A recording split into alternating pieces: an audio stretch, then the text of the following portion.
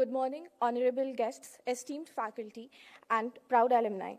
On behalf of the Management Science Association of FMS Delhi, I'm delighted to welcome you all to the 58th full-time batch of the Faculty of Management Studies, New Delhi. Welcome to the Red Building of Dreams.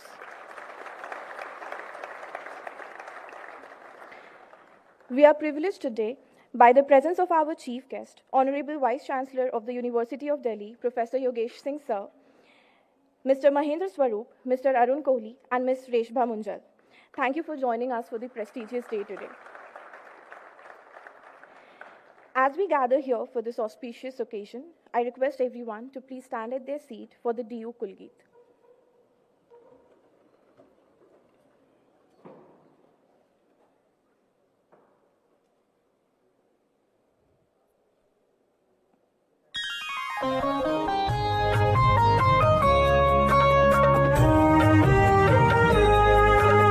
जयति जय जय जयति जय जय ज्ञान का आलोक अनुपम श्रेष्ठ सुंदर दिव्य दिल्ली विश्वविद्यालय विहंगम जयति जय जय जयति जय जय ज्ञान का आलोक अनुपम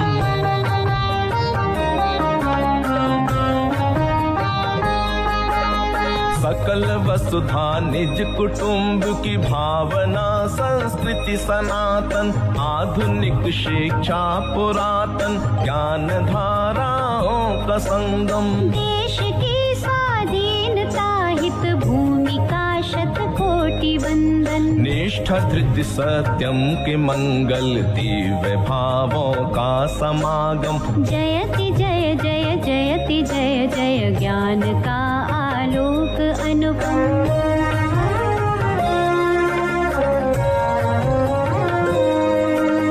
भव्य महाविद्यालयों के परिसरों से चिर सुशोभित श्रेष्ठ गुरुजन कर रहे नित छात्र और छात्राएं दीक्षित सदचरित्राचार पावन साधना संकल्प संयम नवल वैश्विक चेतना नव क्रांति संस्कारों का उद्गम जयति जय जय जयति जय जय ज्ञान का आलोक अनुपम श्रेष्ठ सुंदर दिव्य दिल्ली विश्वविद्यालय विहंगम जयति जय जय जयति जय जय ज्ञान का आलोक अनुपम ज्ञान का आलोक अनुपम ज्ञान का आलोक अनुपम ज्ञान का आलोक अनुपम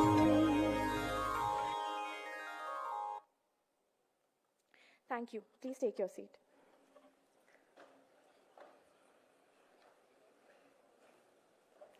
To mark the formal beginning of today's ceremony, I invite our Dean, Professor Venkatraman Sir, along with our distinguished guests to the stage for traditional light lamping ceremony.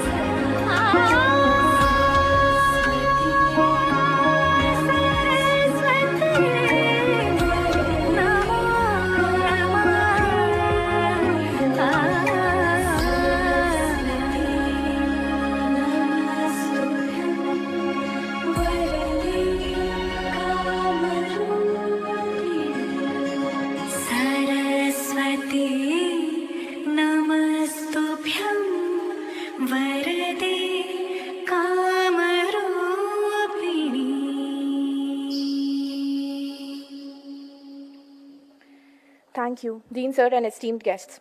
I now invite Dean Venkatraman Sir to address the batch.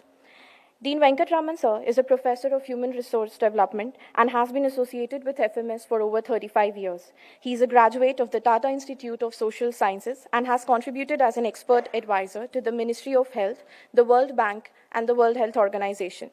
Dean Sir envisions FMS as an inclusive and globally recognized institute dedicated to providing high-quality and equitable management education to students from all backgrounds. Sir, may I please request you to please come forward and address the batch.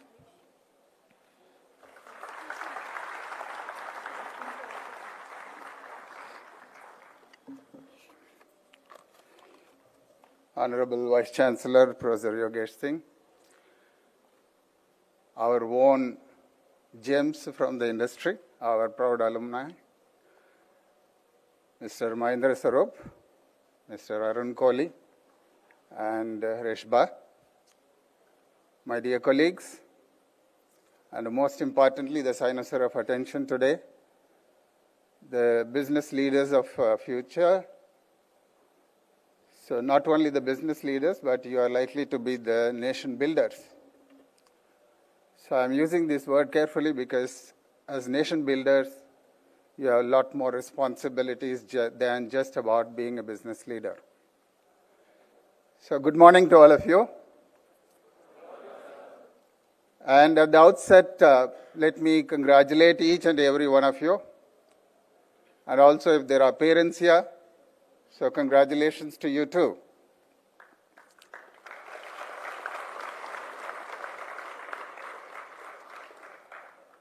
Sir, these are students who have been chosen from more than 36,000 applications. And you represent the cream of the society. Again, this adds additional responsibility to you. From today onwards, you will all be recognized and will be affiliated or associated with the Faculty of Management Studies, University of Delhi. And you must bear this honorable burden on your shoulder and must do whatever it takes to maintain this kind of a status as well as the discipline and commitment that you exhibit yourself with. So this is also our 72nd cohort of business leaders and 58th cohort of MBA, regular MBA, that is MBA full-time program. We are also in the 72nd year of our inception. All of you would know that FMS was established in 1954. But to remain at the top always requires certain core values on which the institutions are built.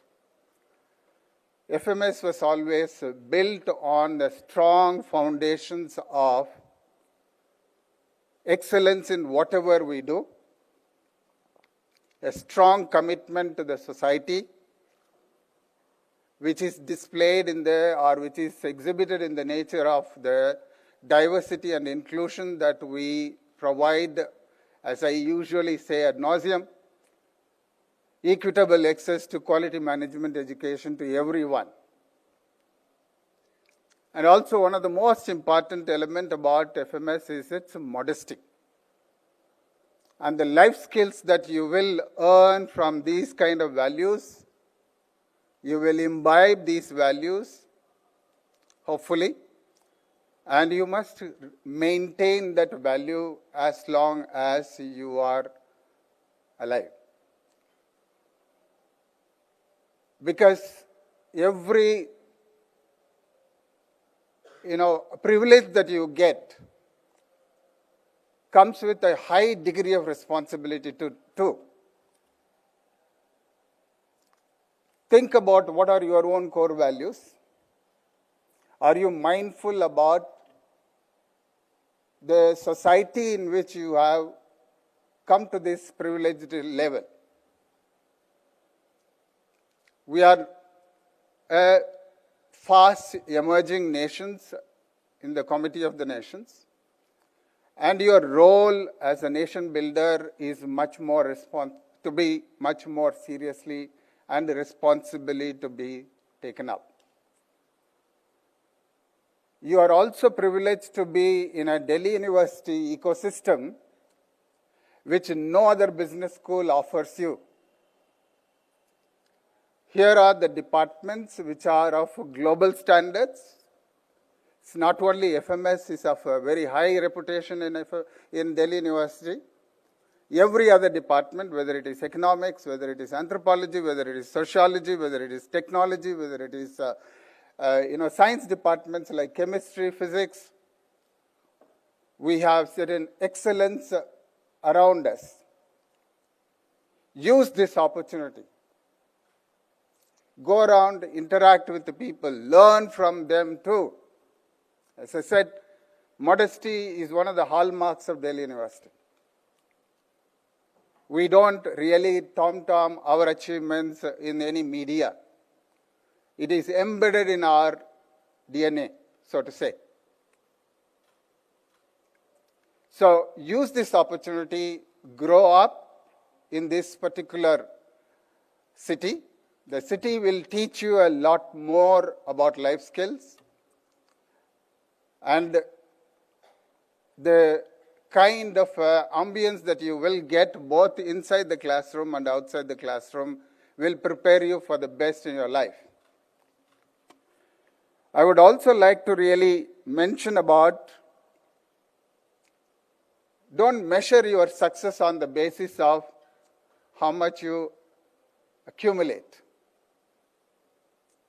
how much you gather, how top you reach.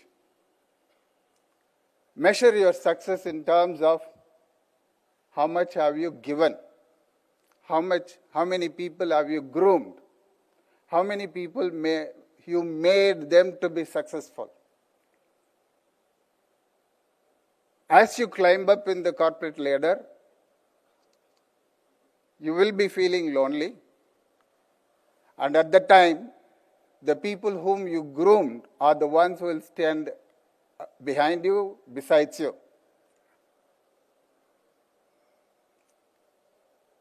Before I give you congratulatory message once again and wish you the very best in life, and also the 2 years journey that you will be spending with us, I would like to have a special mention about the Honorable Vice Chancellor, who has been extremely positive and extremely helpful to the Faculty of Management Studies. And today he will be making certain announcements that would also be extremely good for the Faculty of Management Studies. Whenever I had gone to him with any proposal, he would immediately, without further question, give me a positive response and approve anything that I have asked him to. So we have amidst us one of the most positive ecosystem that FMS have seen for a long time. Once again, congratulations to all of you. And once again, do very well in the next 2 years. And I am sure when you do very well in the next 2 years, you will automatically catapulted to success in your life. Good luck to all of you. Thank you once again.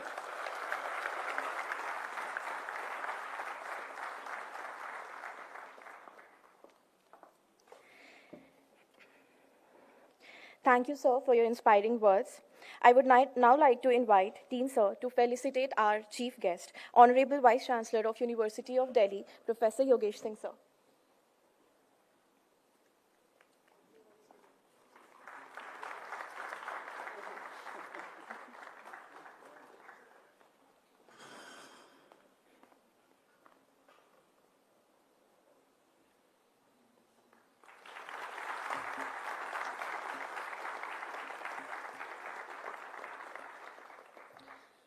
I would now like to invite Dean Sir to felicitate our guest of honor, Mr. Mahendra Swaroop Sir, founder, Venture Gurukul and Ankur Capital.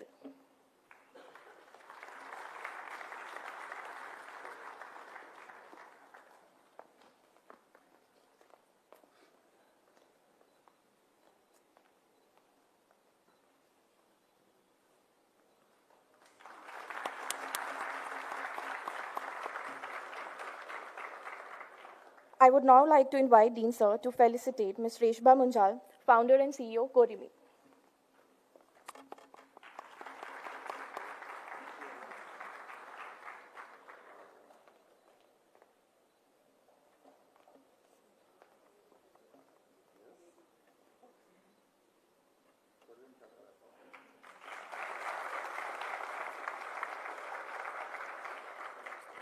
I would now like to invite Dean Sir to felicitate our guest of honor, Mr. Arun Kohli Sir.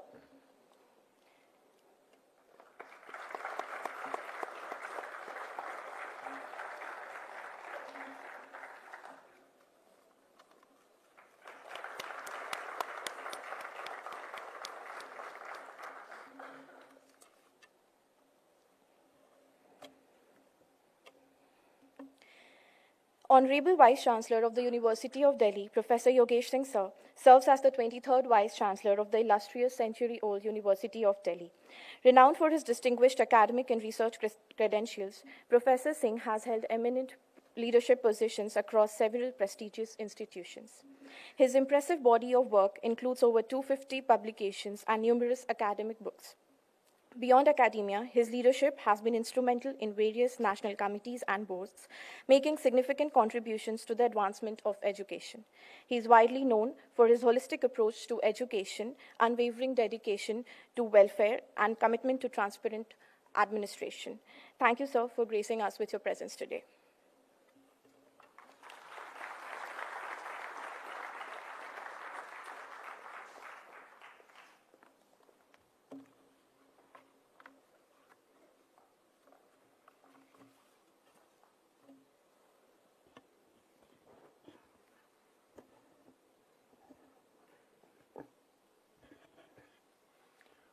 Good morning. Good morning to all of you. Very good morning. Professor Venkat, Dean Faculty of Management Studies, University of Delhi. Mr. Arun Kohli, Managing Director, Morgan Stanley. Mr. Mahendra Swarup, Founder, Venture, Gurukul. Madam Reshbha Munjal, Founder, Korean Me. Former Dean, Professor Vivek Suneja. Other respected, distinguished faculty, outstanding scholars, proud parents, invited guests, and my dear students, good morning again. Good morning to all of you.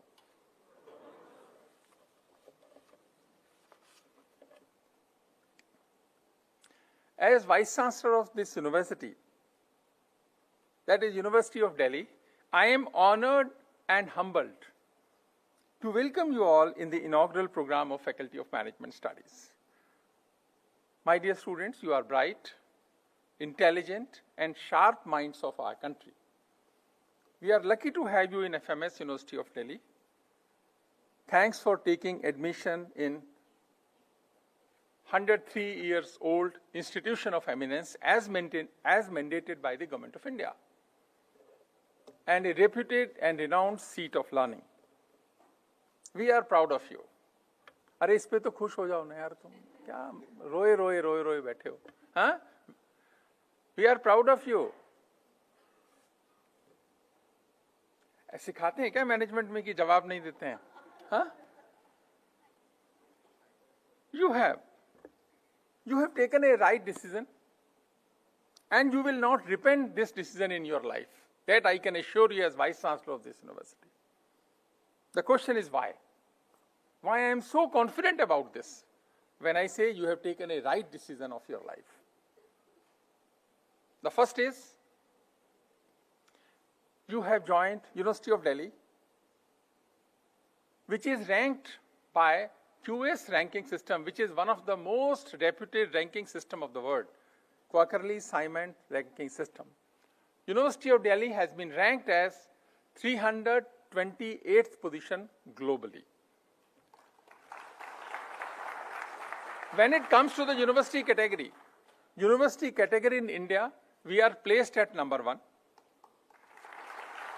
If we include all higher education institutions of our country, we are placed at 7th position, including all higher education institutions. But the best is, there is a sub-parameter here, which is known as employment outcomes.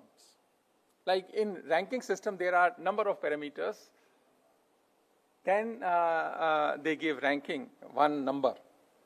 But one number is based on many parameters. One parameter is employment outcome. Employment outcome is very critical, crucial, and important. And I'm very happy to share that Delhi University has got 30th rank globally. 30th rank globally and number 1 position in our country, in all higher education institutions of our country. Last year our score was 33.6, 33.8, and this time it has raised to 42.6, 26% improvement from the last year. Although it is not reflected in the overall global rank, because world is very competitive. But 26% improvement in a year will give us better results in the coming years, because our objective is to come in the first best 100 universities of the world. That is what we want to achieve. Now coming to the Faculty of Management Studies, as Dean Professor Venkat has rightly said, established in 1954, very old institution. It has reputation, that's why you are here. Otherwise you are having many options also. We have distinguished academicians as faculty here, outstanding scholars and illustrious researchers. They have right combination of experience, excellence, expertise, and eminence. I assure you that you are in right hand. Don't worry. Never confuse. Trust us. You are now part of the legacy. You are now part of the legacy that has shaped influential leaders, managers, and change makers across the globe. And some of them are here. We have invited. They are alumni of Faculty of Management Studies. It's a matter of pride to all of us.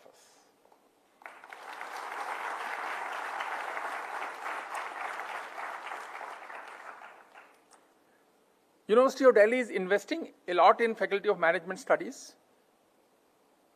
In South Campus, now we are constructing a hostel, executive hostel. Then one hostel for boys, another hostel for girls. We are constructing an academic block also in South Campus. In North Campus, you have seen a building which is coming up. That building belongs to Faculty of Management Studies. So university is investing, I think, about 400 crores in Faculty of Management Studies. And this infrastructure will provide better facilities in future. So University of Delhi is proud of Faculty of Management Studies. My dear students, you are here to pursue Masters in Business Administration. But some people say rightly also. Some people say, and rightly also, an MBA degree creates managers. An MBA degree creates managers. But being a manager doesn't sound as fancy or cool as the title of the degree, MBA. Is it true? It doesn't energize us. But in business world, 3 words are very common. They are used interchangeably also. One is manager, another is leader, third is innovator. Are they same or different? Think about it. Managers, leaders, and innovators. My question to my dear students, would you like to be a manager? Would you like to be a leader?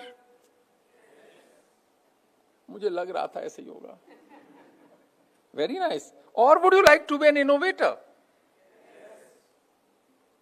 So पहला बाहर हो गया, second and third. You want to be a leader and innovator. Very good.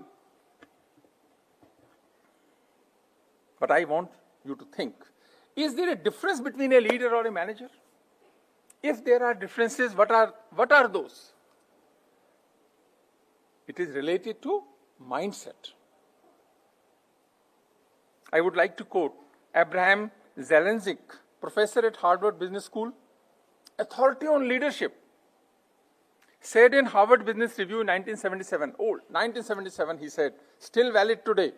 He said, managers value order, leaders are tolerant of chaos. It means what? Managers value order, systems, but they are not tolerant to chaos, but leaders are tolerant to chaos. This you will see in FMS quite often. They adjust many things. मैं positive ही कह रहा हूँ. The difference between managing and leading is not just a matter of semantics. It is not just a matter of semantics.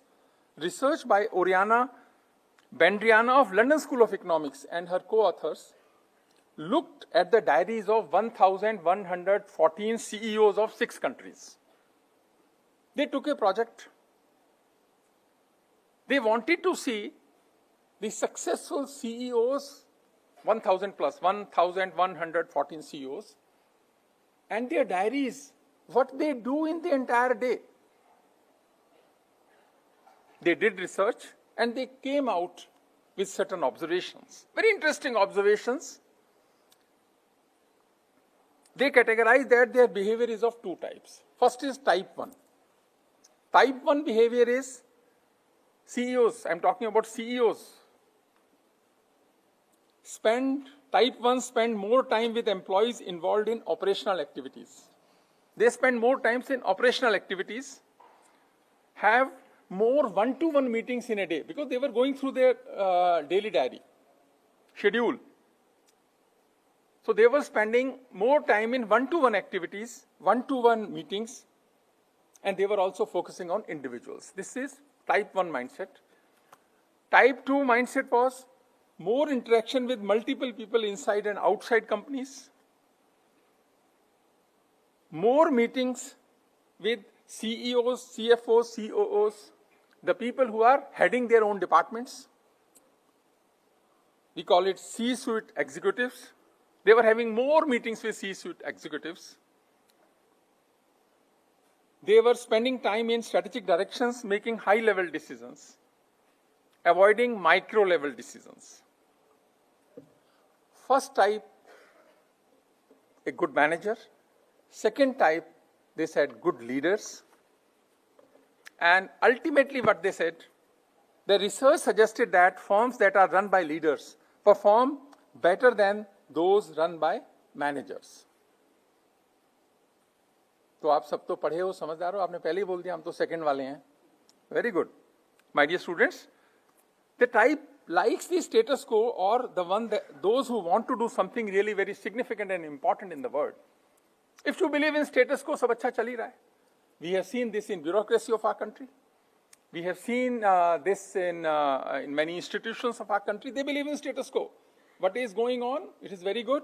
We don't want to change for the good. But there are some, they want change for the betterment of larger well-being of the whole system. It's a mindset. But just to talk about the innovator mindset, which is exciting, सुनने में भी अच्छा लगता है when we say the innovators. The first is they ask themselves time and again, what would people find useful?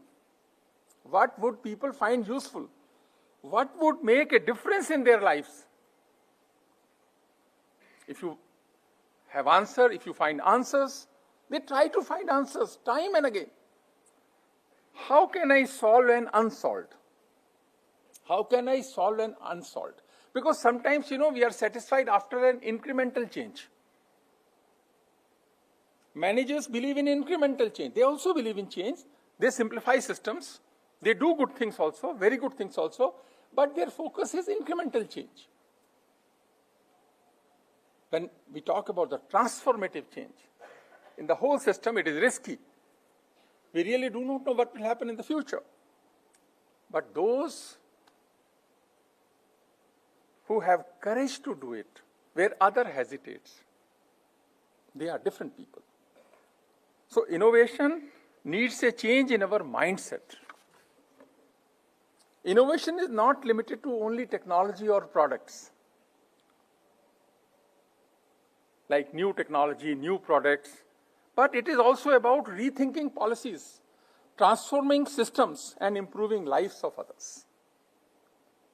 That is also innovation. Changes in the policies is an innovation.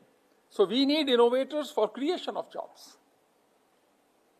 I'm just talking from the perspective of our country, India. We say we need innovators for creation of jobs, acceleration of growth, eradication of poverty, and establishment of harmony and peace in our country. The biggest challenge is what? Biggest challenge is creation of jobs. Second is, Honorable Prime Minister has taken a sankalp of Viksit Bharat. India will be a developed nation by 2047. This is a challenge. This is a sankalp of Prime Minister, पर Prime Minister ने संकल्प आप जैसे लोगों के कारण ही तो लिया है. This sankalp is based on the performance of youth of our country. If you will not perform, nothing will happen. So here the key is the acceleration of growth of our country, so that we are able to eradicate poverty from the country, subject to establishment of harmony and peace. These are broader, objectives to achieve this. We need such innovators who can create jobs, accelerate growth, help to remove poverty, and establish harmony and peace. Because we should remember that education is not for employment alone. FMS is not an agency who will give you employment alone. No, that's a very limited purpose. But it is for enlightenment.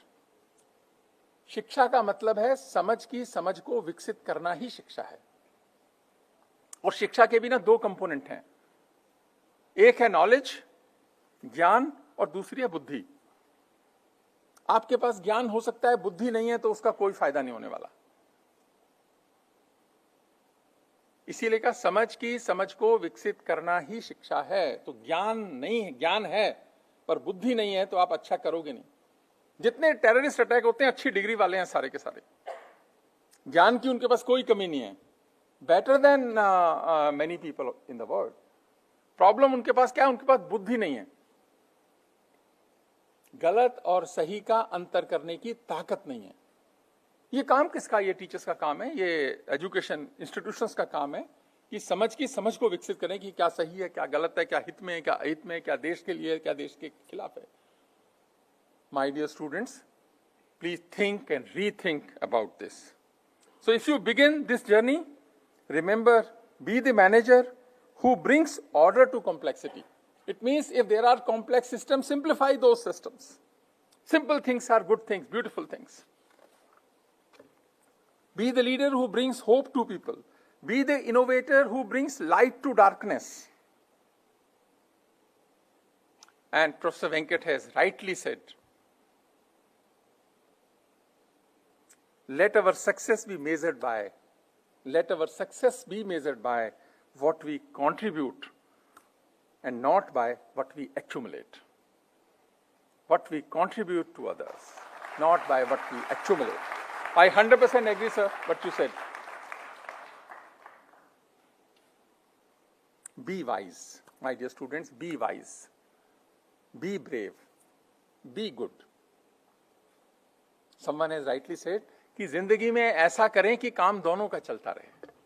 जिंदगी में ऐसा करें कि काम दोनों का चलता रहे, हवा भी चलती रहे और दिया भी जलता रहे. This is the approach of balanced mindset. This is the approach of balanced lifestyle. भगवान बुद्ध ने मध्य मार्ग बताया. मध्य मार्ग is the best marg. Either extremes are not good. आप में से क्रिकेट कितने लोग देखते खेलते हैं? बहुत सारे होंगे ना क्रिकेट वाले। वीरेंद्र सहवाग देखा कितना अच्छा खेलता है रहा, सबको एंथुजियाज्म होता है, एक्सपेक्टेशन है, सिक्स मारेगा, फ्रंट फुट पे खेलेगा। So there is a charm, aura associated with that. Another is Rahul Dravid, back foot से खेलेगा, लंबा खेलेगा, धीरे खेलेगा, लूज बॉल मिलेंगी तो मारेगा। The two types of leadership, दोनों ही अपनी जगह सही हैं, पर स्कोर्स बेटर राहुल द्रविड़ के हैं, लॉन्जिविटी राहुल द्रविड़ के पास है। It means what? Mitigation of risk is also important. कई बार उत्साह में हम रिस्क लेते हैं, अरे क्या फर्क पड़ता है, रिस्क लेना भी चाहिए, लीडर्स जो हैं वो रिस्क लेते ही हैं। इसीलिए बट थिंक मध्य मार्ग is very very important. But now you all want to become leaders. There are basically two types of leaders. Broadly, one is toxic, another is virtuous leaders. Mindsets of personality of toxic leaders, they are negative, sadist, shrewd and manipulative. Virtuous leaders are positive, ethical, authentic, compassionate, emotionally stable. Their mindset and attitude, toxic leaders, mindset and attitude, they are controlling, power hungry, abusive, selfish, greedy, close-minded, egoistic, self-promotion, taking credit of others' work, arrogant. But virtuous leaders are different leaders. They are inspiring, motivating, empowering, supporting, trusting, innovative, idealistic, optimistic, courageous, visionary, impartial, humble and human. तो सवाल पूछने की तो कोई जरूरत ही नहीं है, सब कहेंगे हम वर्चुअस ही बनना चाहते हैं, है ना? सही बात है ना? हाँ, वर्चुअस लीडर बनना चाहते हैं। But we find toxic leaders also, they are not leaders, they have leadership positions. We see so many leaders on positions. Positions you may get through by chance also, by your luck also, by inheritance also, or by some other means also. We should be able to differentiate between a person who has a position of leadership, but he may not be a leader. But if you get in your lifetime the position of leadership, behave like a leader. कुंवर बेचैन की बहुत अच्छी पंक्तियां हैं, कई बार मैं coat किया उनको. My dear students, always remember that कि कोई उस पेड़ से पूछे मुसीबत में खड़े रहना, कोई उस पेड़ से पूछे मुसीबत में खड़े रहना, जिसने बाढ़ के पानी में भी सीखा अड़े रहना. मैं कितने ही बड़े लोगों की नीचाइयों से वाकिफ हूं, बड़ा मुश्किल है दुनिया में बड़े होकर बड़ा रहना. तो आपसे जब कोई मिलकर जाए, जब आप बड़े हो गए, आपसे मिलकर जाए, तो उसके मन में यह भाव नहीं आना चाहिए कि कुर्सी तो बड़ी थी, आदमी छोटा बैठा हुआ था उसके ऊपर. यह भाव नहीं आना चाहिए. यह भाव आ रहा है तो आप टॉक्सिक की कैटेगरी के लीडर हैं. कि जिसको यह भाव आया, आपसे मिलकर गया कि कुर्सी तो बड़ी थी पर आदमी छोटा बैठा हुआ था उसके ऊपर. Always remember, these are formative years of your life. तो अपने कमरे में लिख के लगा लो, टॉक्सिक एंड वर्चुअस. आपको वर्चुअस बनना है, ठीक है ना? Very good. क्योंकि वसीम बरेलवी है सेड, अपने हर लफ्ज का खुद आईना हो जाऊंगा. अपने हर लफ्ज, लफ्ज मतलब शब्द, अपने हर लफ्ज का खुद आईना हो जाऊंगा. उसको छोटा कह के मैं कैसे बड़ा हो जाऊंगा? उसको छोटा कह के मैं कैसे बड़ा हो जाऊंगा? भाषण और आचरण का फर्क, ध्यान से सुनना बात, भाषण और आचरण का फर्क प्रभाव को तय करता है. जितना ये फर्क कम होगा उतना प्रभाव ज्यादा होगा. होता क्या, आप भाषण में कुछ बोलते हैं, करते कुछ हैं, होते कुछ हैं, तो प्रभाव नहीं पड़ता किसी के ऊपर. इसलिए if you say something, mean it and do it. That should be your value system, my dear students.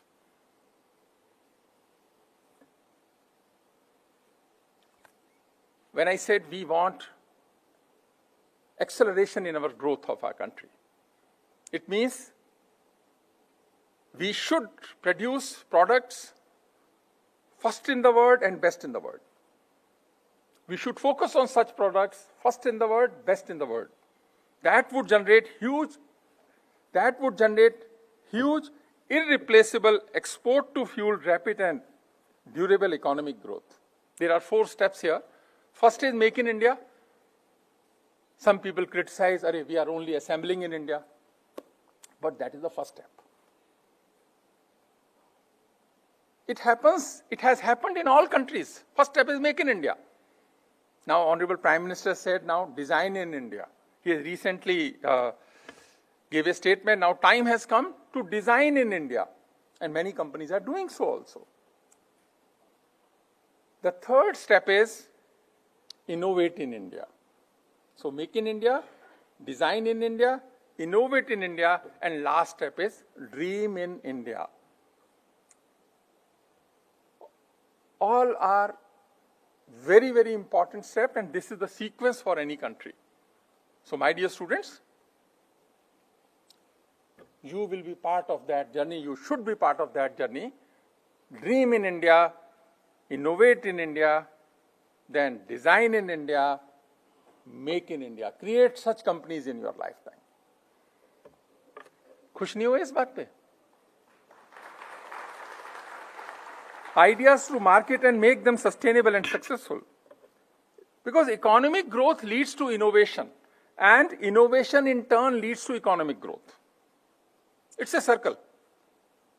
If we accelerate our growth, innovation will happen. But if we innovate, then that will further accelerate the economic growth of our country. This is the key. ये भी लिख लेना कहीं, economic growth हमको बढ़ानी है देश के लिए. क्योंकि this is our duty, this is our responsibility. I would like to quote another couplet of Hafiz Merathi. He said, ये भी तो सोचिए कभी जिंदगी में जरा, ये भी तो सोचिए कभी जिंदगी में जरा, दुनिया से हमने क्या लिया, दुनिया को हमने क्या दिया. You are bright minds of our country. Think about देना. मिलेगा तो अपने आप, पक्का मिलेगा. Always remember कि कौन सी बात कब कहां और कैसे कही जाती है.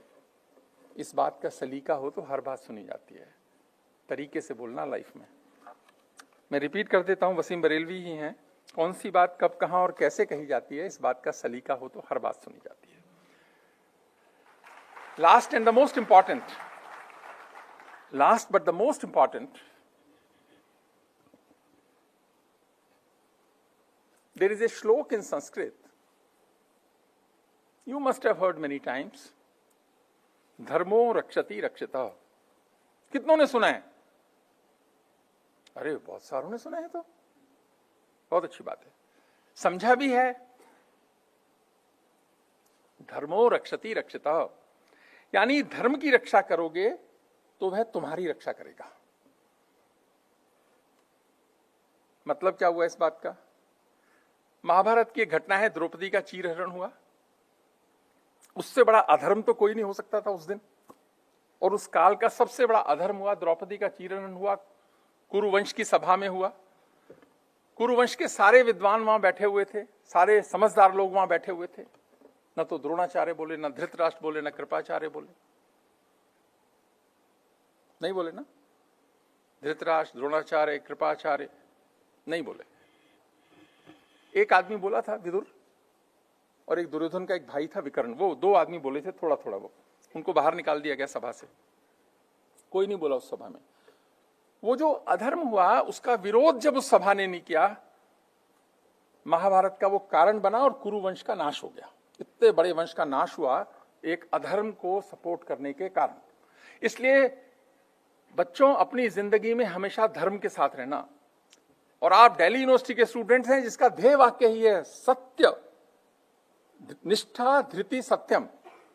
हमारा ध्येय वाक्य है, motto of our university is dedication, steadfastness and truth. Imbibe in you. Whenever there is confusion, you should always be with your satya. धर्म, धर्म सत्य का दूसरा ही नाम है. उसमें और बहुत सारा कुछ है. सत्य is only one part of धर्म. हमेशा धर्म के साथ रहोगे तो आप जब संकट में आओगे तो धर्म आपकी रक्षा करेगा। ये 100% सक्सेस का फार्मूला है। ऑलवेज रिमेंबर दिस, धर्मो रक्षति रक्षितः। क्योंकि आप लोगों को इसलिए समझने की भी ज्यादा जरूरत है कि always remember the tag line which we use nowadays, ये देश है मेरा। अगर आप नहीं समझोगे तो कौन समझेगा? अंदर आपके अंदर ये राष्ट्र प्रेम की भावना रहनी चाहिए कि ये देश है मेरा। Whatever I want to do for my country. Nobody else will do for your country. It is our responsibility. That feeling, that sankalp should be in our blood, should be in our thought process. तभी PM का वो संकल्प साकार होगा कि India will be A developed nation by 2047। आपको statistics नहीं पता होंगे, एक ही मिनट में बता देता हूं। हमारी अभी $4 ट्रिलियन की इकोनॉमी हुई है। 2007, after 60 years of independence, we became $1 trillion economy. After 7 years in 2014, we became $2 trillion economy. Then after 5 years, 2019, we became $3 trillion economy. And now we have just become $4 trillion economy. But we have to go to $25 trillion economy. It means expectations from us is that India will add $1 trillion economy every year after 2030, which first $1 trillion we took 60 years. आसान नहीं है। अब आपका संकल्प बनेगा तो ये होगा। तो मैं भी आपसे एक संकल्प लेना चाहूंगा। ये तो प्रधानमंत्री का है तो आपका हो ही गया, मेरे भी हैं तो आपके भी हैं। मैं एक संकल्प लूंगा आपसे कि we will not do anything in our life which is against the interest of our country. हम अपनी जिंदगी में ऐसा कोई काम नहीं करेंगे जो देश के खिलाफ हो। आप संकल्प देंगे मेरे से? हाथ खड़े करो जो ये संकल्प देंगे मेरे साथ कि हम अपनी जिंदगी में ऐसा, टीचर्स भी दे सकते हैं जी, आप बच्चे ही हो देश के, देश से बड़ा थोड़ी है, ये देश है मेरा। कि हम अपनी जिंदगी में ऐसा कोई काम नहीं करेंगे जो हमारे देश के खिलाफ हो। आपको बहुत बहुत शुभकामनाएं। आपका यहाँ 2 साल का स्टे बहुत अच्छा हो। दिल्ली यूनिवर्सिटी एफएमएस आपके साथ है, आपकी इस जर्नी में साथ है और बाद में आपकी जिंदगी में भी साथ चलेगा। हम आपके साथ साथ ही चलेंगे। आपको शुभकामनाएं और स्वागत है आपका दिल्ली विश्वविद्यालय के अंदर।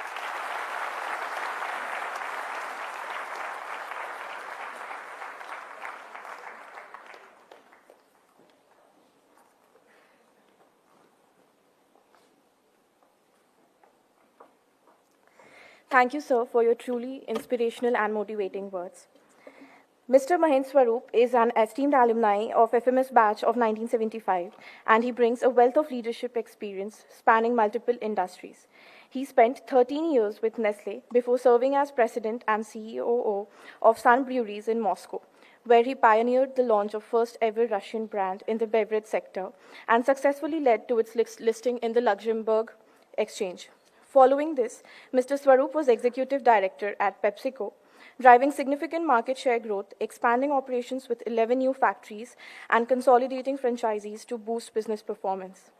He later held key leadership roles, including MD and CEO of Times Internet and chairman of the Association of Independent Directors of India. As the founder of Venture Gurukul and Ankurit Capital, Mr. Swaroop champions entrepreneurship by helping startups build world-class high-value business through his unique and pioneering initiative in the Indian startup ecosystem. Thank you, sir, for gracing us with your presence today.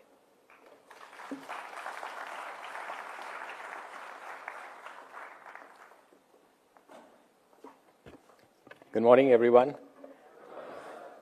And it's an honor to be here with the Honorable Vice Chancellor of the University of Delhi, Mr. Yogesh Singh, and the most respected and regarded Dean of FMS, Professor Venkatraman, all the faculty, which probably never existed when I entered FMS, right? I don't see any familiar faces here.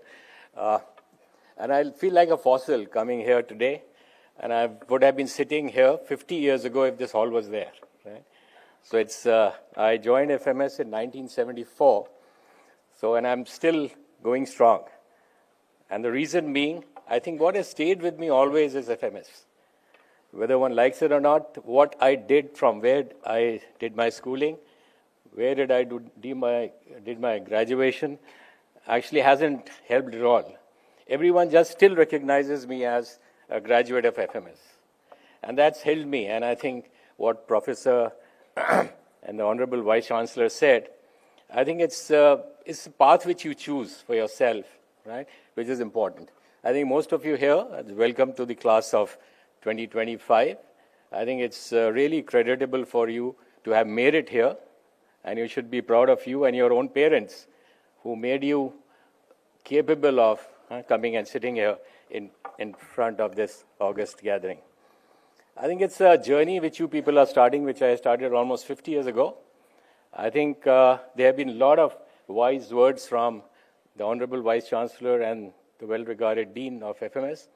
And I think there's a lot of practical issues which you will face when you grow. I think all of you would have joined FMS, and I think it's really sad that when people look at where they should do their MBA or post-graduation, they start looking at the placement history. That's the most irrelevant thing, if you ask me today. In 1975, 76, when we graduated, we were all chasing jobs because there were no other opportunities. 50 years ago, right? I think even Professor, you would have started your career when? 89, right? So I started many, many years before him. Right? There were no opportunities. The only thing we used to chase was jobs. And prestigious jobs used to be Tata Administrative Services, Hindustan Levers, Nestle, whatever the multinationals at that time were. And then the other prize jobs at those days were the public sector undertakings, right? The BHELs of this world, right, and others. But today, the world has opened up for students like you. I think, as Professor said, that it's leaders which actually take the country forward. To become a leader, it's not easy. And it's not easy. I've learned it the hard way. For 50 years, I was lucky to get a job from the placement cell. There used to be one Professor Satish Kumar used to head the placement cell, and Professor Abad Ahmed was the dean. And very few companies used to visit FMS in those days. Right? And I was lucky that I got a job with one of the Tata companies in those times called Associated Cement Companies. I'll just quickly run you through my career, so just give you a perspective that how the life which you are beginning now could end up, right, after 35, 40, 50 years, whenever you decide to call it a day. I joined ACC, and then I actually specialized in FMS in marketing and finance. But when I joined ACC, then I was put into personnel and organization or industrial relations in those days. And I think that helped me a lot. In the sense when you, and it was stimulus days 50 years ago. There was height of unionism, right? Closures, strikes, right? And I was in Bombay. And I was put in the middle of a classic conflict between management and the unions. And there used to be a terrible union leader in those days called the Tasamant. It's historical, but he was a dreaded union leader in those days in the Bombay region. And I faced him when I was as a management trainee, right? And the learnings which you have in interacting with people, with the political system in this country, I think that's important. That how do you handle the environment? How do you end up dealing with the bureaucracy? And how do you deal with the political system is something which is extremely important, is going to play a role in your careers right through. You cannot ignore the pressures and the influence of the ecosystem in which you grow.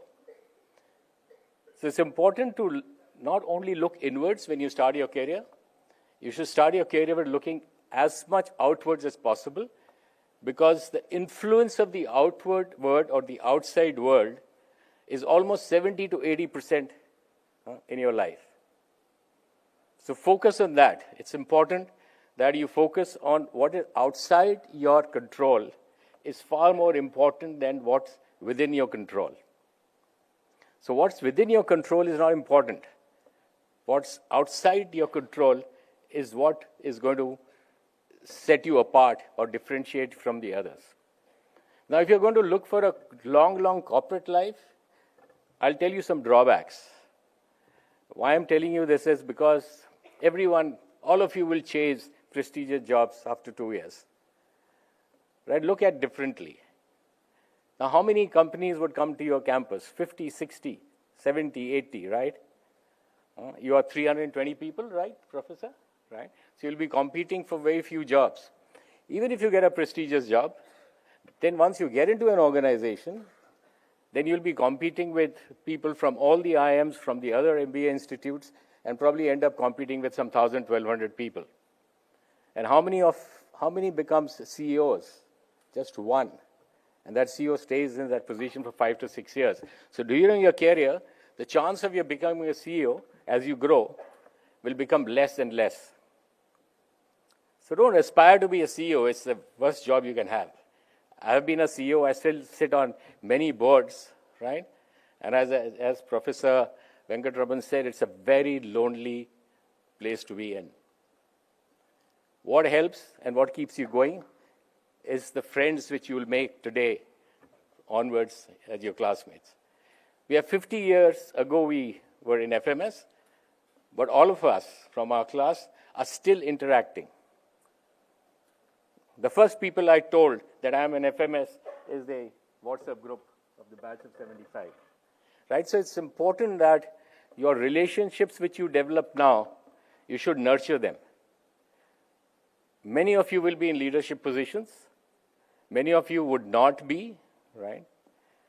But still, I think the help and assistance you'll get from your classmates and the friends you'll make here will be on a long-term basis. So make friends, be together, and learn from each other.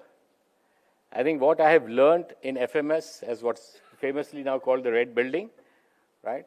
What I learned being sitting outside having samosas and bread pakoras outside, and outside the gate there used to be a dhaba. I don't think so it's there any longer, right? And the conversations which we had at that time with our seniors, one batch senior, and some of the alumni, right, have been great.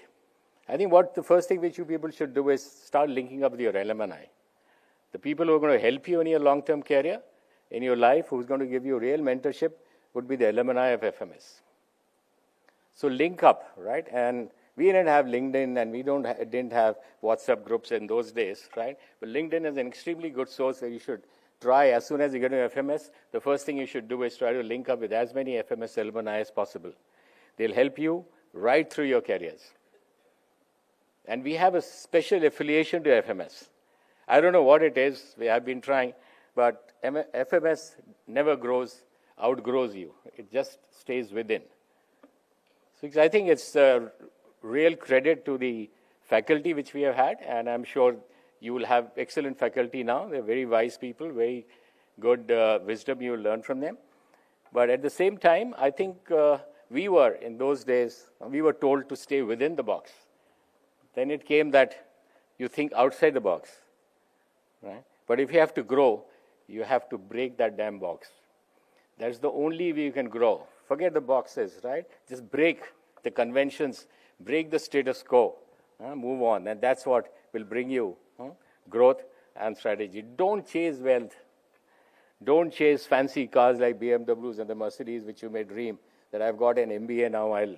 As a CEO, I should ride a Mercedes or whatever it is. It doesn't help in the long run. I've been in this rat race for 50 years. Right? It's like running on a treadmill. You're just running, but not getting anywhere. So I think life is very different than what you people imagine when you start off. All of you will go through very, very bad times. Nothing is rosy. Right? And I think you should be prepared, and you learn from those bad times which you'll go through.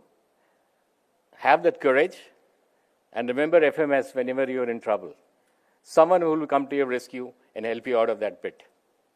It's happened with me, and I continue to do it with FM. If I today had a very large venture capital fund, right? I started my own private equity fund with 3,000 crores as investments from entities like the World Bank, the IFC, the Asian Development Bank. And in this thing of building the nation, I started putting money into infrastructure. That was some 15 years ago, right? And the leadership of this country actually let me down. You had the coal scam, you had all the infrastructure things falling apart. And we lost 3,000 crores of very prestigious investors. Everyone said that it is the end of private equity, is the end of Mr. Sarup, right? But then we learned from that, right? And then I came out of it.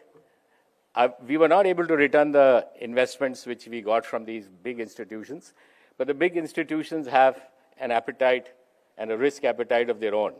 Right? And those are the very people who came and said, you start another fund.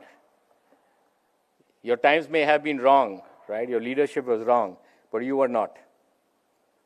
Right? So we now have a 200 crore fund, which funds startups. And we are doing extremely well. I think I must congratulate the leadership today, led by our Honorable Prime Minister, Mr. Modi, who is giving so much emphasis on startups and innovation and design and whatever you may have. And then the ecosystem is roaring. And I think, and my analysts who are there in the organization who actually first look at the pitch decks and the viability of investing in a startup. I have a Pricewaterhouse does that for us, which is one of the big fours. And they asked me that, would you like to put anything special there?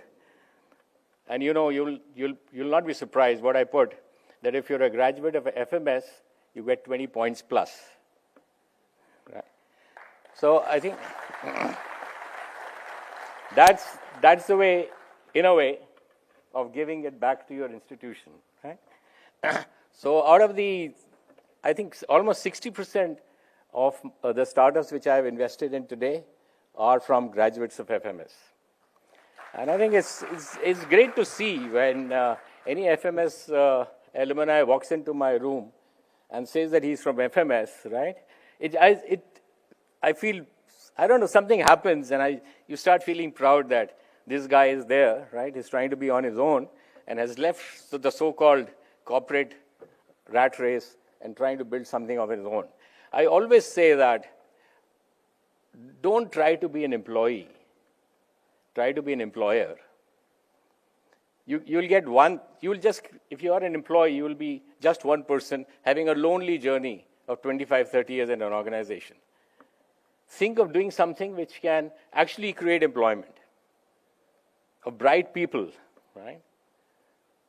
So you can start small, think big.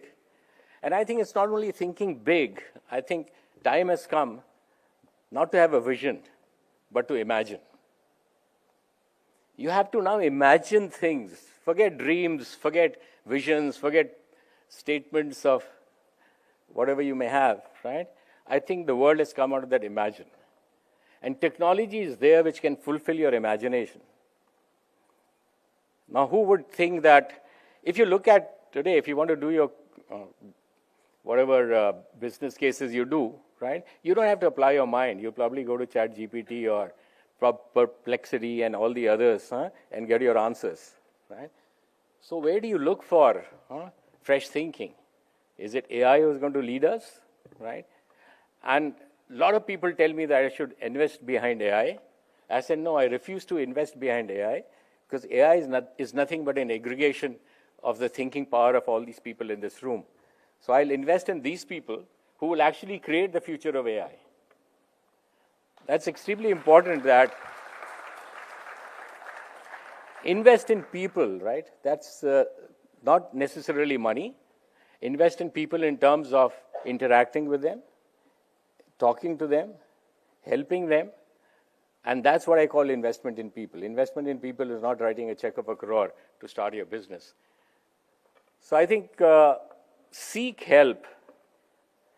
Don't ever hesitate during your journey to seek help. A lot of us die, right, because we don't seek help when the time is to seek help. Always seek help, and I've learned that. When I have been in trouble, I just raise my hand. And you'll be surprised at how many people are there, out there, who may not even know you, but are willing to help you. But if you don't shout, right, that I need help, no one's going to help you.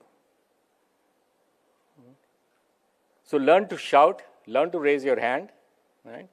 And that's what's going to help you grow, wherever you are. Right?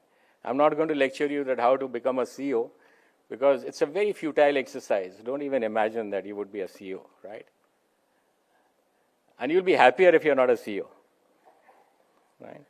So I think what you should seek is happiness, right? And wealth, and being in a corner office with 5 secretaries sitting outside your office doesn't create happiness. Happiness is what the friendships you create, the people you have helped, and the people who have helped you. Right? It's extremely important. Every morning, there are certain habits which you develop as you grow. Every morning I look at my address book in my cell phone, and randomly I ring up 3 people.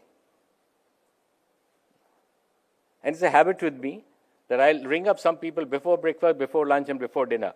Randomly, whoever shows up on my list, and I just say, hello, hi, how are you? And then you'll be surprised at how people feel so happy to receive a call from you. Randomly. It could have been my driver, it could have been my secretary in my several jobs which I've had. Right? It's a random call coming from me. And it has created such a goodwill ecosystem around me, right? That whenever I have been anywhere, right, there's always been people who are there to be with you, to talk to you, and help you. So your address book and your cell phone is a very, very powerful tool. The network which you create is going to add value to you. It's not the number of apartments you own in Gurgaon and Noida which is going to help you. It's the number of friends which you have in your address book which is more important than the assets you build. This I've learned the hard way after chasing all the dreams which we had in our earlier days. Right?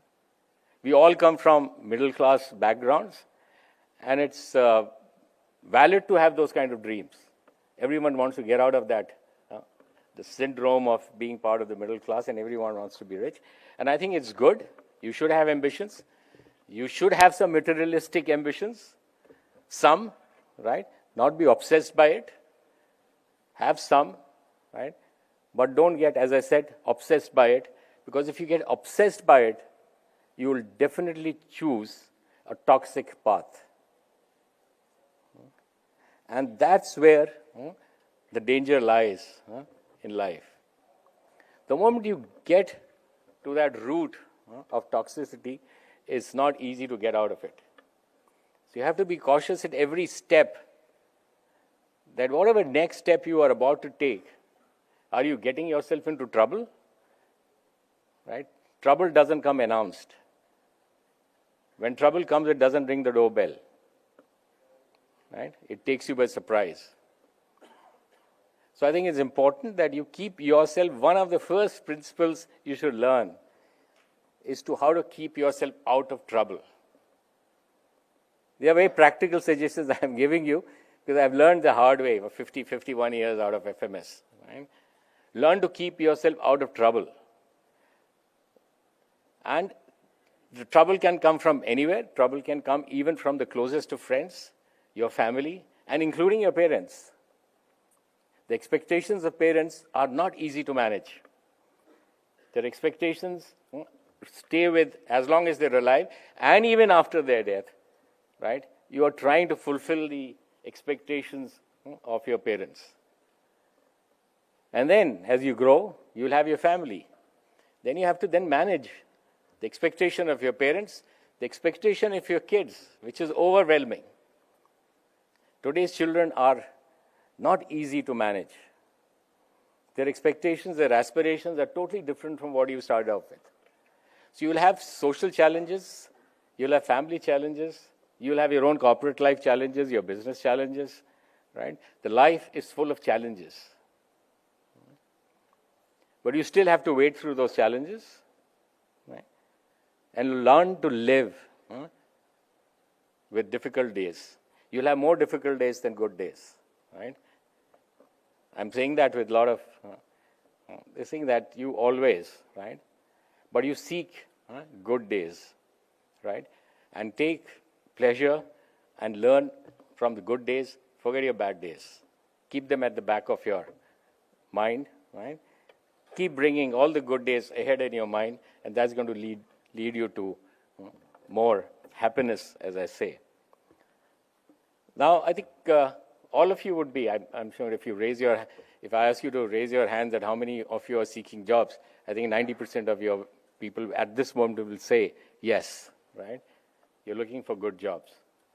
But I think also I think you need to work for 3 to 5 years before you plunge to do something on your own, because to be part of an organization is a big learning. I learned a lot being part of the Tata system, right? I had the fortune of working with some very great leaders like J.R.D. Tata and all.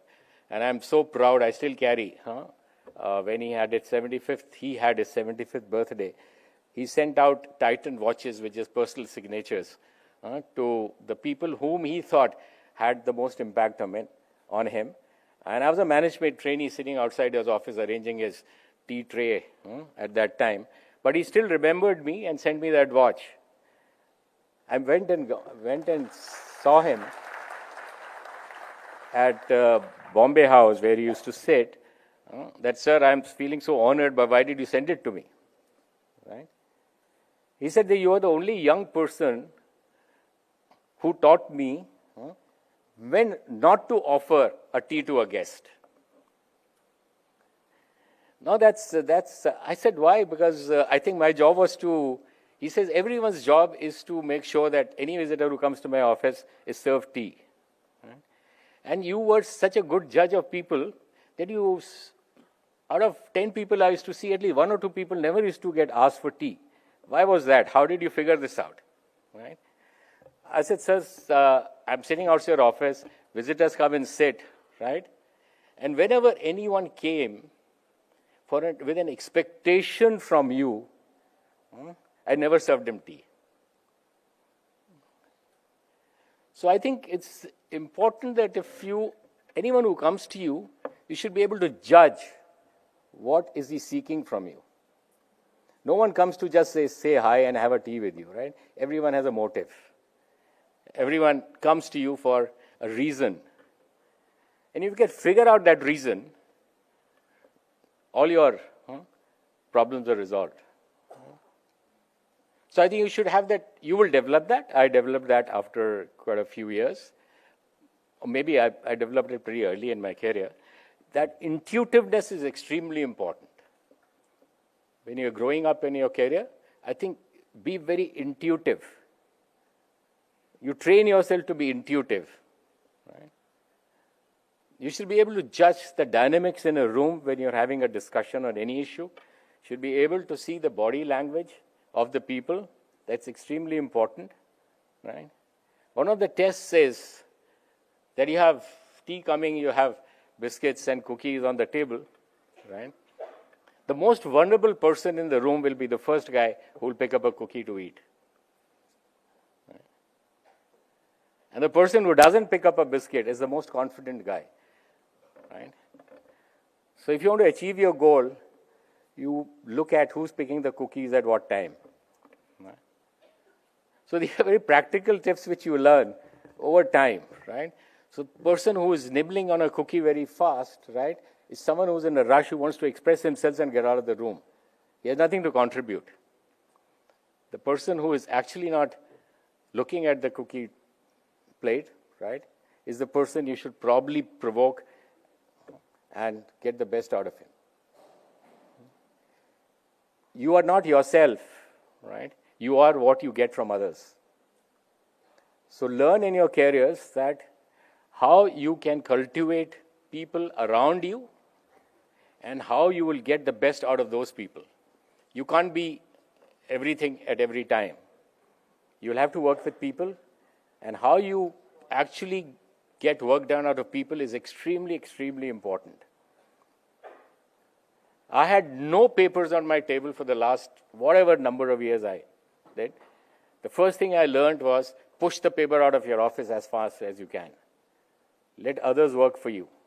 You don't have to work. Leave your mind only for thinking and for strategy and for the long-term good of the organizations you work for. Right? So it's extremely important. Again, I'm coming to that. Right? Challenge the status quo. continue to challenge your own capabilities, right? And be extremely street smart, be pragmatic, right? Don't get lost, so to say, on reading management books and how to become a smart manager. Forget all that. You don't learn anything from that. I'm not saying that you will not learn from all the wise faculty which is sitting here. I think they'll teach you a lot, right? Imbibe those, because that would become your backbone. That's your spine. Stand straight from what you have learned, and that's what's going to give you strength.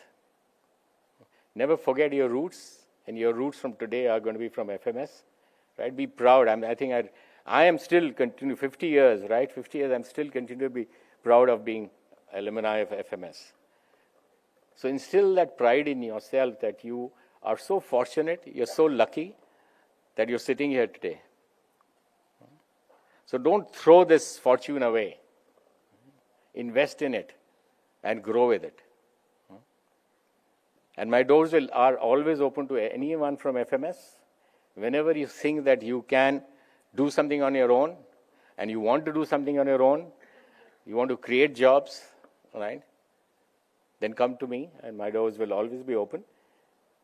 If I have the ability, I'll write a check. If you deserve it, you'll get it. If you don't, sorry, right? In the sense that you'll be surprised that so many of my own classmates used to work for me. Right? I never thought that I am the boss. We were classmates and they're still working for me. Several of them actually in the positions I've held in multinational like the Pepsi-Cola of this world, the Nestle's of this world, the Carlsbergs of this world. I worked for the most prestigious companies. I was fortunate to get those opportunities. Right? A lot of my classmates they worked. They worked 2-3 steps below me, right? But I still respected them for being my classmates at FMS. Right? And it's just good luck and good fortune that got me where I am with the FMS roots. Right? And luck plays a lot of role. Let me be very clear about it. Being at the right place at the right time is what makes you. Howsoever hard you may work to get a position you may not get, and suddenly someone gets it out of, like Mr. Modi is famous for picking people whom people can't even imagine. So you have Reshbha Gupta as the Chief Minister of Delhi. Who heard of her before she became the Chief Minister? Did anyone know her? No, so there are always surprises. Right? So you could also be a surprise pick to be a CEO if you're at the right place at the right time. Right? So how do you identify good luck is there, right? Everyone, luck shows up for everyone, but some people know how to exploit it, some people don't know how to leverage it. So any time when luck knocks at your door, run to open the door. Learn to identify when is your lucky phase, right? What's lucky for you, just chase it. Hard work, dedication, everything good words, right? Ultimately, it's your stars and what you have here is also important. Right? So keep looking at it. I look at my palm, right? If anything has changed or not changed. Fortunately, nothing changed for me. So I'm still here, right? So it's luck, good fortune, and obviously, yes, choosing the right path. Hard work does pay initially, but longer term, it's your network, it's the ecosystem which you have learned to manage is extremely, extremely important. The pressures from the outside world are dramatic. We don't even realize. Right? If I'm going to ask our Honorable Vice Chancellor, he's gone, right? The pressures of the ecosystem, right? Yeah. So that's important, right? So I've been just told that I have exceeded my time, but that's FMS, right? You don't get the opportunity to address young people, and I just get emotional when I think of FMS. 50 years is a lot. Many of the professors who are sitting as a faculty, right, would have started their careers at that time. Right? Maybe they were still in college. Right? So it's great to be with you, and I think all the very best, right? And I'm sure all of you are going to succeed in life. You're very fortunate to be sitting here. You have an opportunity which very few people get. So make the best of it and the best of luck. Goodbye.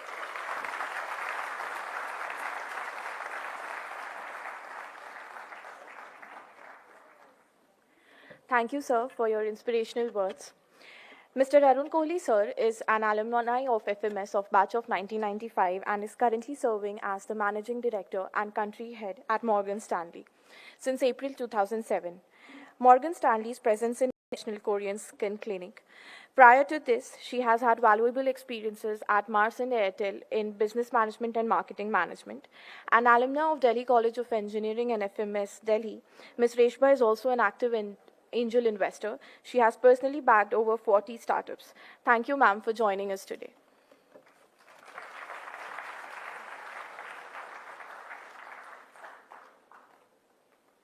Hi, everyone. Good morning, good afternoon. Or is it good night already? I see half of you yawning there. Some of you half asleep. Some of you are looking at me and saying, when is she going to go and when can we get lunch? So I have the tough job of trying to talk to you before you get to lunch. But you know, as I stand here today, I'd like to tell you that I'm not as wise as the people on the stage. I would like to believe I'm as young or slightly older than you guys back there. Actually, very, very nostalgic.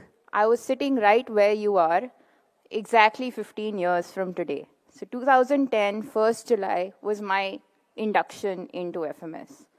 And that's how I feel when I look at you. I feel like I'm right there at that chair. When I listen to Mr. Mahendra talking about 50 years of FMS, it gives me so much, it teaches me so much. When I hear Mr. Arun talking about his life in Morgan Stanley, McKinsey, and of course, back in the day, even when we joined FMS, there was so much conversation about should we be working in India or should we be doing a foreign MBA and going out. So those conversations absolutely concur. But before I start, I'd first like to thank the Dean Venkataraman sir for having me here, the organizing committee, and a big thank you to all the professors down there. A lot of the professors here actually, I think I'm the only one on the stage who can say this.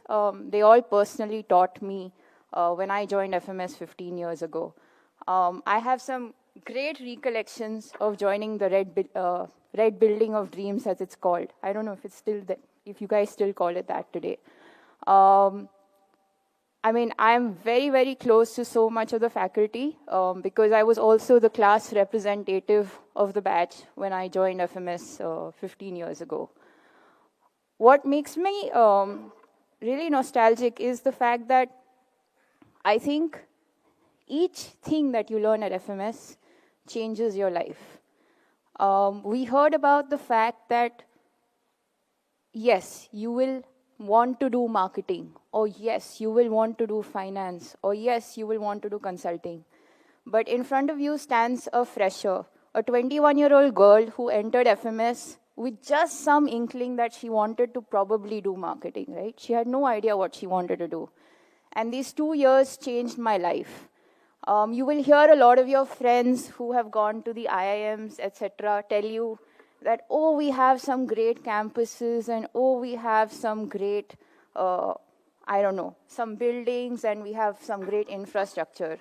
I tell you with pride, this Red Building of Dreams teaches you so much more than any fancy campus.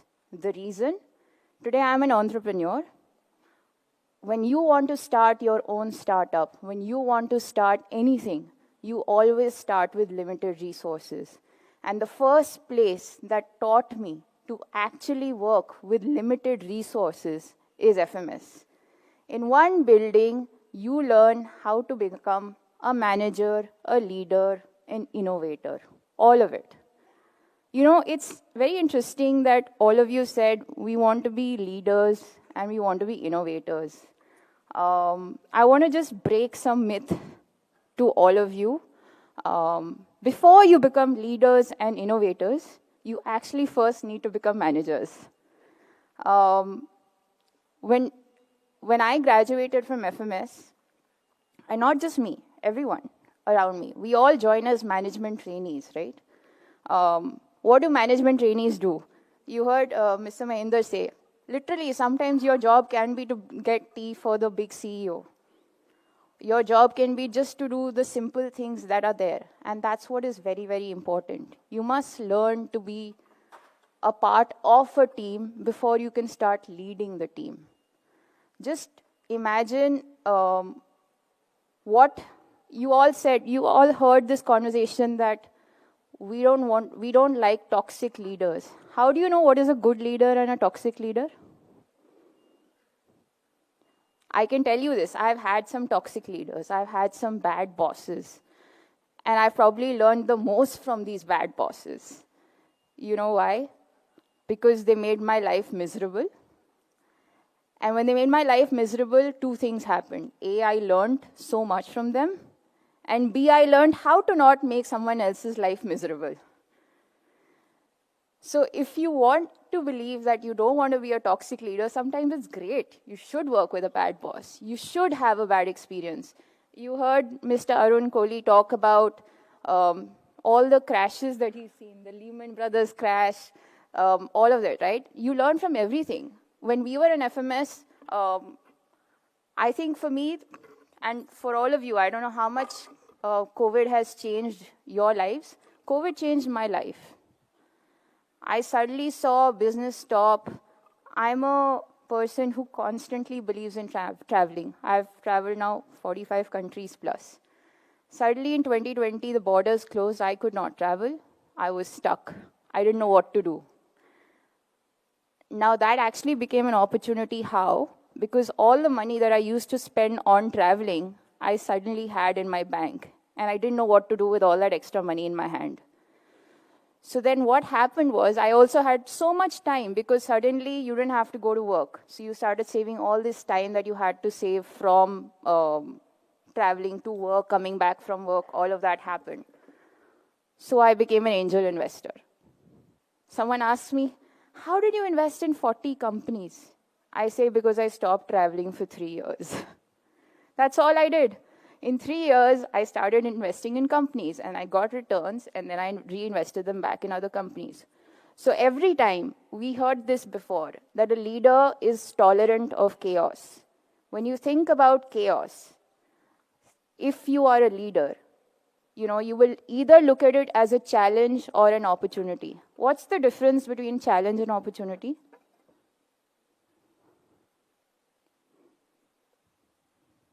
Anyone? The same thing can be viewed as a challenge and the same thing can be viewed as an opportunity. An opportunity is when you look at it from a positive perspective that, hey, how can I make this into a positive thing? A challenge is when you say, oh shit, what just happened? I don't know how I have to get out of the situation. Right? Pardon my language. But honestly speaking, every time something happens, if you consider it as an opportunity, it can change your life. And that I first learned at FMS. I've been called here as the young alumni to kind of help you understand what to expect in the next 2 years of your life and what to expect beyond. Look around. These are the people.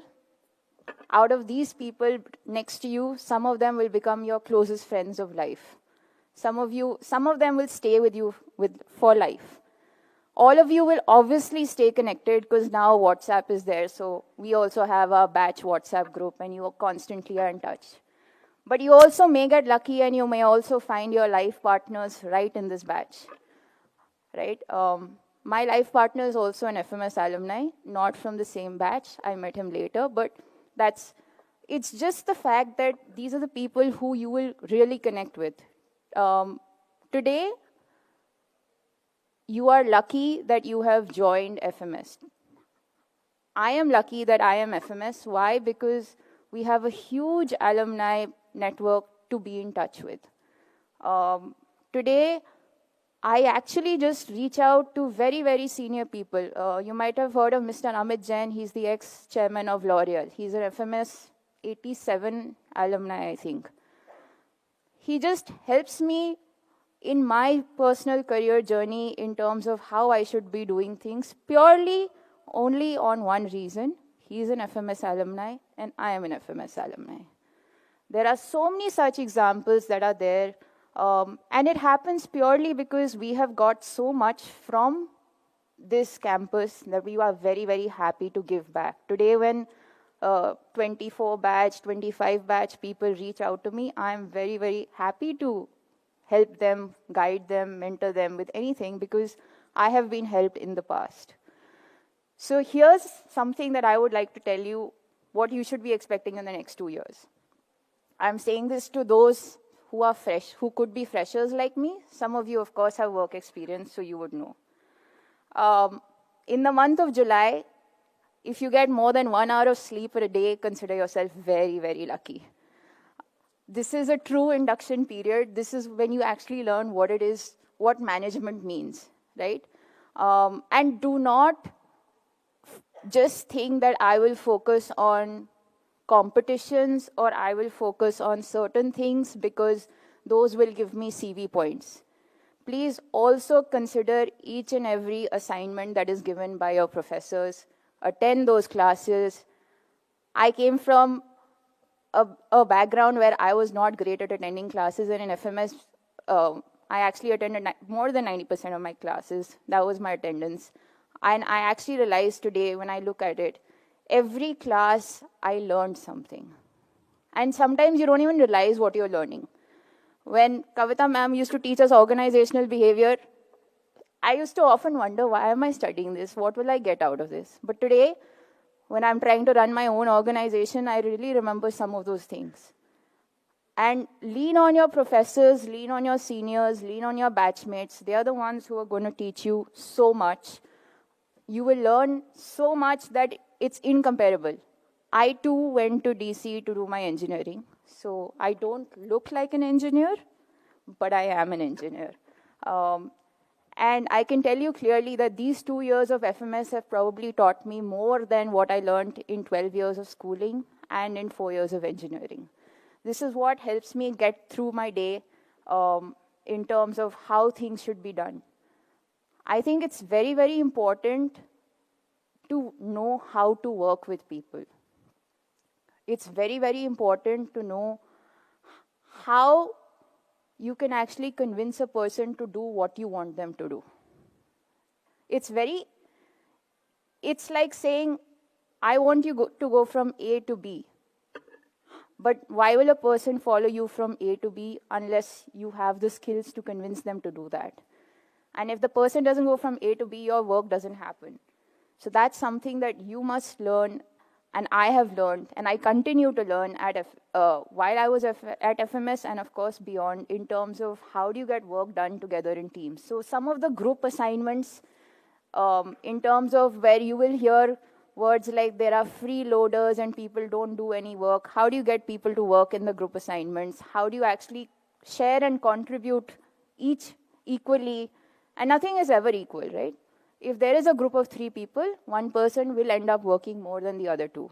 But the fact is, how do you really work with each other and get each other to, so that all 3 of you end up performing the best? Because that's exactly how a company works.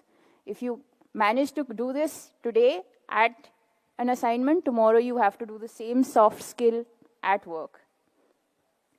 The next thing I want to tell you guys, very, very contrary to what you'll probably hear from the seniors when you step out of this room, placements is not the end of life, okay? Placements is just the beginning of life.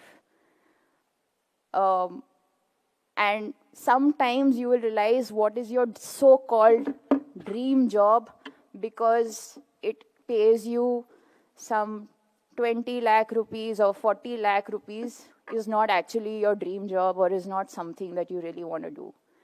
And so no matter what happens, you will constantly be pivoting in life. And don't place too much importance on that particular placement that you get. Of course, it's going to be a pathway and a career to your life, but it's very, very important how you move ahead from it. I'll tell you a little bit about my journey to tell you how life pivots. when I joined FMS, I thought I want to do marketing. So when I came here, I was told the best places to get a marketing job are Unilever and P&G. And then there are some other FMCG companies. So suddenly there's this word in my life which is called FMCG, which entered. So when I went for my summer internships, I got placed at Nestle. And I did my internship at Nestle. And of course, you obviously have luck, which plays into importance. I did not get a PPO or a PPI. A PPO is a pre-placement offer. So that meant that I had to go ahead and work further. I was very fortunate that I was participating in a lot of college competitions with some of my friends who continue to be friends for life. And we got so much guidance from Reshbha sir in terms of some of the Unilever competitions that were happening. So I got a pre-placement interview from Hindustan Unilever. I didn't clear the interview because it was a 6 a.m. interview. I was the first candidate to give the interview at 6 a.m. on the day of the interview. And I was freezing cold and I was too nervous, so that interview didn't go well. Which happens, right? Because not everything goes perfectly in life. There are things which will happen, there are things which won't happen. If we don't have bad days, we will not have good days. Okay, so I messed up the interview, it didn't happen. 4 hours later, I had an interview with Airtel. Not the job that I thought I wanted, but I anyway went and gave the interview, and I got the job. Nowadays, I'm told, Venkat sir told me that you guys have choices to choose your placement job, saying, hey, I want this job, and hey, I don't want this job. Our times, it was very clear. You've got this job, now this is it, you're out of the placement process. So I joined Airtel. Now, I was sitting in this room like you, assuming that I would be a leader and innovator and I would sit in some cushy office and do a great job. The rule that Airtel had for all its management trainees was nobody got to sit in the head office in Gurgaon. Everybody was sent to some different state and thrown into a regional office. So I was sent to Lucknow. So suddenly this FMS graduate wearing a dress is suddenly pushed into Lucknow office where I'm thinking, what the hell am I doing here? And for almost 2 years, I basically used to travel across UP, whether it was Varanasi, Allahabad, different parts of up-country UP to figure out how to sell Airtel Money then. It was life-changing. It taught me what the real India is. Today, when I think about India, I don't think about just the top 1%. I know what India is. I know how things actually get sold. Anyway, having said that, 2 years later, I got a phone call from one of my ex-bosses who called me and said, would you like to join Mars and come and launch cat food in India? I was a fresh, just 2 years out of college. I didn't know what to do. I said, there's only one answer you answer when somebody asks you to become a brand manager, and the answer is yes. So I went to Hyderabad and I tried to launch cat food. The brand is Whiskas. Today it's a 500 crore plus brand. I launched Whiskas in 2014 in India. After that, I still went and did a sales stint because that's how you learn in terms of what team management is about. And I tell you, those 2 years of managing a team of 40 people who have just probably graduated class 12, some have just probably done some simple graduation, makes you realize what people are, and they don't care about your degrees. They don't care if you're from X institute or Y institute. If you are not nice to them, if you are not asking them politely to do things for you, they will not do anything for you. And if they don't do anything for you, you are not going to achieve your targets. After doing a sales stint, I moved to the chocolate side of the business, and I launched M&Ms and Skittles in India, bringing American brands to India in terms of how do you bring that and all of that. And then 2019 is when I suddenly took a pause in life. And you heard Mr. Mahinder say that how many CEOs are there in the country? There could just be about 100, 200 CEOs today in terms of MNCs. And so while I was on this career path in Mars to become a CEO, I realized that that's only going to happen probably 15 years, 20 years from today. And so I took a rethink and I said, do I really want to do this linear corporate path where every 1 year, 2 years, you're getting promoted? And life moves, right? Sometimes you get promoted in a year, sometimes you don't get promoted for 4 years. That's how life is. And I think Arun said it very rightly. It's a marathon. It doesn't matter when you get your next promotion, because after a period of time, everyone almost reaches the same place at their own space. So anyway, 2020 is when I took a break from all of this. I did 2 things. I joined the family business, and I told you I became an angel investor. I realized that family business was too simplistic for me and not something that I wanted to do, because it was more in the line of B2B. And I'm a B2C person. Marketing has always been something that's interesting me. And so I started investing in companies, started mentoring them in terms of how they should do it. But I also realized that I don't enjoy mentorship. It's nice to mentor, but I'm a doer, and I like to do things. And I wanted to be a CEO. So 3 years ago, I was studying and finding white spaces and figuring out what I should do next. And I decided that the skincare market is growing and how. And of course, all of us are interested in self-care, right? Think about yourselves. How many of you look at your face, figure out what is the best angle that I can click my photo and put it on Instagram? How should I be looking on a LinkedIn profile? All of that. And obviously, this is something that I will be spending on. And then in this space, I found that Korean beauty was growing as a segment. Now, why should I be doing Korean beauty considering I've been launching food brands for the last 10 years or 12 years of my life? That was a pivot. It's something that interested me. It's something that I found a white space in. But I also knew that I couldn't do it alone. So I went to Korea and figured out how should we get professional Korean skincare to India. But more than that, I figured out how can we bring it, with who can I bring it to India. And so I found a Korean co-founder today who is the life and soul of Korean me along with me. She is the one who brings all the expertise in terms of the knowledge, while I'm the one who brings all the business facets in terms of how should we do the marketing, how should we do the HR policies and all of that. But she's the one who brings all the expertise.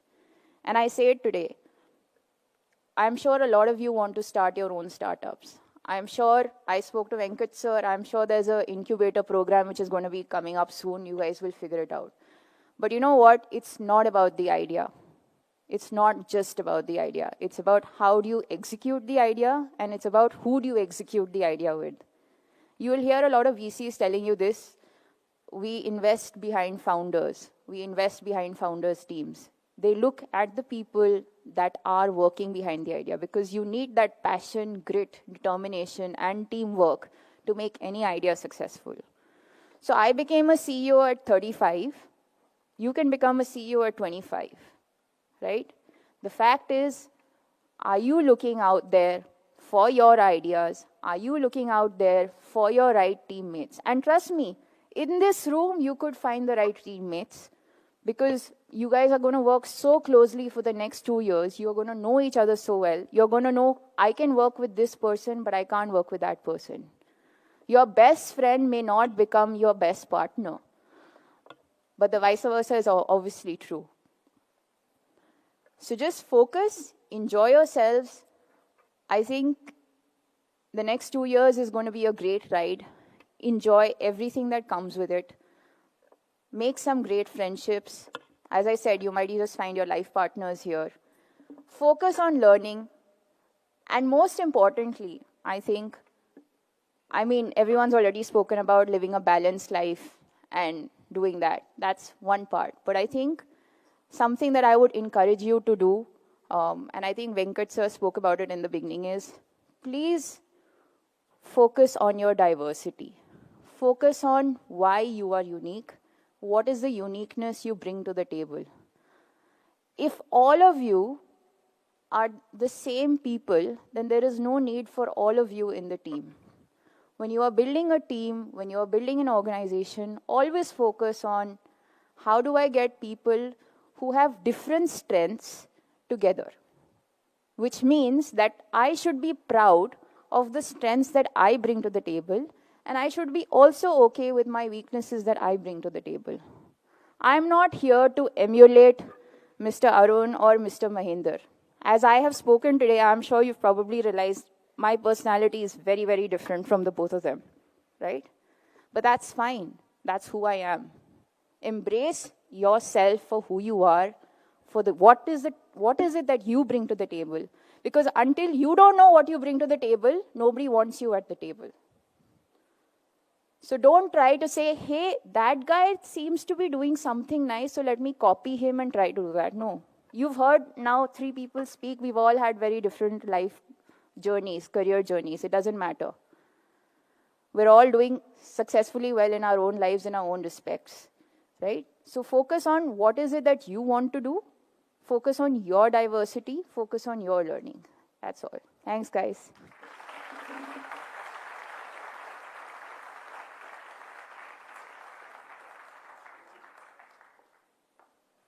Thank you, ma'am, for your inspiring words. Now I would like to invite Professor Devdyoti sir to relay vote of thanks.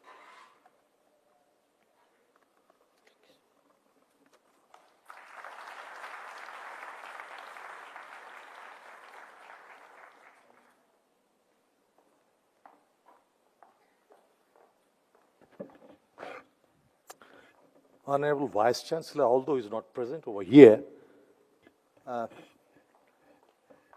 Sri Mahendra Sharupji, founder Venture Gurukul, Mr. Arun Koiliji, MD country head for India, Reshbha, Dean, my esteemed colleagues, and the students present over here. So at the outset, as I mentioned, although Honorable Vice Chancellor is not present, but despite he made certain important announcements and also made a very stimulating and enlightening speech. So I would like to express a heartfelt thanks to our Honorable Vice Chancellor for making it a point to come over here despite his pressing schedule and interact with us. I would like to express my heartfelt thanks to Mahendra Sharupji for sharing his thought after coming over here for almost probably more than 50 years and sharing his thoughts, sharing his professional journeys. What he mentioned, about dream big. So probably that would strike the mind of all the budding leaders. I thank Arun Koiliji for coming to FMS, interacting with the students, despite being in such a very prestigious position, sharing his thoughts.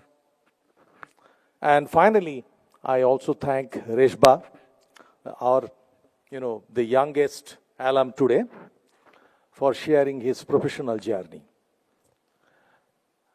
I would fail in my duty if I don't put on record the appreciation of the Dean, Professor Venkatraman, who relentlessly put in his time and effort to get this particular venue, Shankarlal Hall, and making us feel comfortable.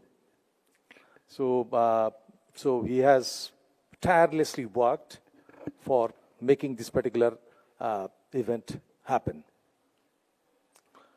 I would like to thank my esteemed colleagues who have become, part of this particular event.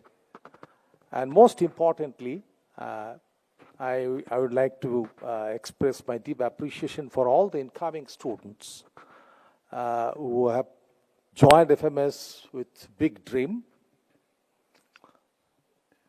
Also, thanks are also due to the organizers, the current batch of students, the second year students, who have organized it so beautifully. And finally, I would like to thank the engineering team for providing technical support to put it in shape, to put this particular venue, Shankarlal Hall, in shape. And otherwise, this particular event probably would not have happened. So currently, we do not have any venue. So the engineering team actually has put in a lot of efforts. So thank you so much.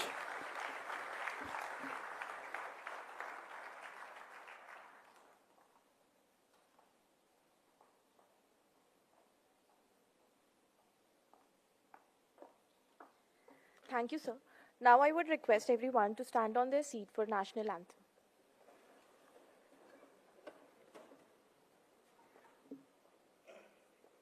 जनगण मन अधिनायक जय हे भारत भाग्य विधाता पंजाब सिंध गुजरात मराठा द्राविड़ उत्कल गंगा विंध्य हिमाचल यमुना गंगा उच्चल जलधि तरंगा तव शुभ नामे जागे तव शुभ आशीष मांगे गाहे तव जय गाथा जन गण मंगलदायक जय हे भारत भाग्य विधाता जय हे जय हे जय हे जय जय जय जय हे Thank you. Please take your seat.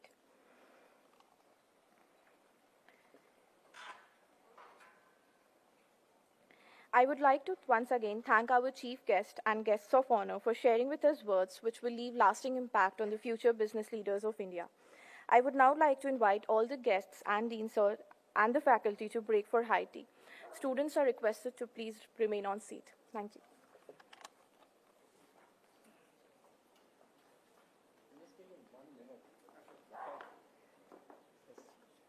Excuse me, I'm back. I just while I was sitting, I just want to remind everyone here that we formed the MSA, the Management Science Association, in 1975. I was the first president and general secretary both, right? So, well, I don't know where the current, who are the office bearers now of the MSA? Are they here? Oh, you need to celebrate your 50 years of MSA this year, right?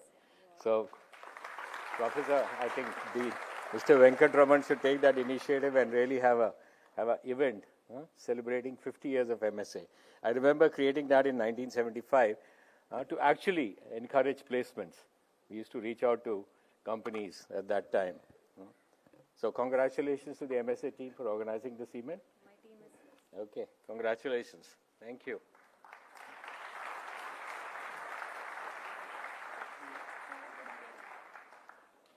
Reshbha? Hey.